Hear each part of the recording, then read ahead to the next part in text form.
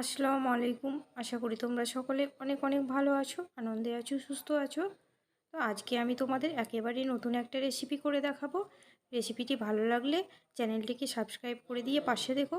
তো রেসিপিটি তার জন্য আমি নিয়েছি কিছু শাকালু, আর শাকালুটাকে বটির সাহায্যে ভালোভাবে পরিষ্কার করে নিচ্ছি। আসলে চাকু দিয়ে ভালো পরিষ্কার হবে না বলেই বটির সাহায্যে করে নিলাম। এখানে আমি শাকালুগুলোকে ঘষতে বসে গেছি।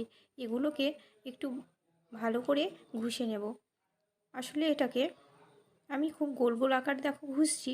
গোল গোল আকারে ঘষলে কিন্তু এটা সরু সরু বা মিহি মিহি দানা দানা হয়, আর এটাকে লম্বা লম্বা চাষতে গেলে একদমই মোটা হয়ে যায়। এদিকে কড়াইও আমার রেডি হয়ে গেছে। দিয়ে দিয়েছি ঘি। এখানে আমি অনেকটা পরিমাণ মতো ঘি দিয়ে দিলাম। আসলে একটু বেশি ঘি লাগবে। আর দিয়ে দিলাম আমি তেজপাতা আর কিছু গোটা মশলা। গোটা মশলাকে ততক্ষণ ভাজবো যতক্ষণ পর্যন্ত গোটা মশলার সুগন্ধটা না বেরিয়ে আসে।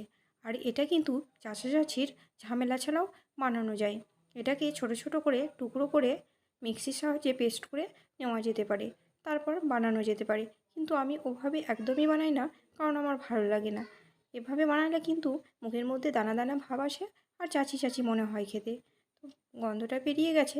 এবার আমি দিয়ে দিলাম আমার কোরানো শাকালু।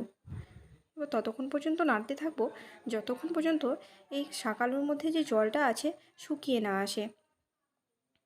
তো শাকালুর মধ্যে যে জলটা আসবে শুকিয়ে যাবে, তারপর এতে আমি ঘন করা দুধ অ্যাড করে দেব। এই যে আমি ভালোভাবে এটাকে নেড়ে নিচ্ছি। তারপর দেখো একেবারে কিন্তু জলটা সুন্দরভাবে শুকিয়ে গেছে। তাই এখানে এবার আমি ঘন করে যে দুধটা রেখেছি সেটাকে দিয়ে দেব। এই দুধটা আমার ছিল 2 কেজি মতো। এটাকে আমি ভালো করে জাল দিয়ে ঘন করে নিয়েছি, আর সঙ্গে চিনিও অ্যাড করে দিয়েছি।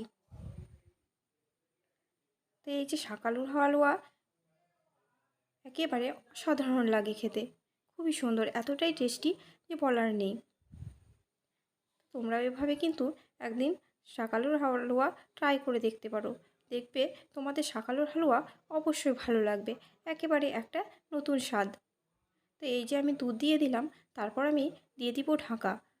এটাকে আমি আধ ঘন্টা একেবারে কম আঁচে বসিয়ে রেখে দেবো, আর মাঝে মাঝে নেড়ে নেব।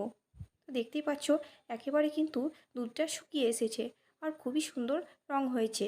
দেখতে মনে হচ্ছে যেন চাছি চাছি। আরও খানিকটা ঘিয়ে দিয়ে দেবো, তারপর নেড়ে ছেড়ে দেবো। তো রেসিপিটা যদি তোমাদের ভালো লেগে থাকে, তোমরা অবশ্যই একবার ট্রাই করে দেখো। আর ভালো লাগলে লাইক শেয়ার কমেন্ট করতে ভুলো না। দেখা হবে তোমাদের সঙ্গে আরও একটি নেক্সট ভিডিওতে।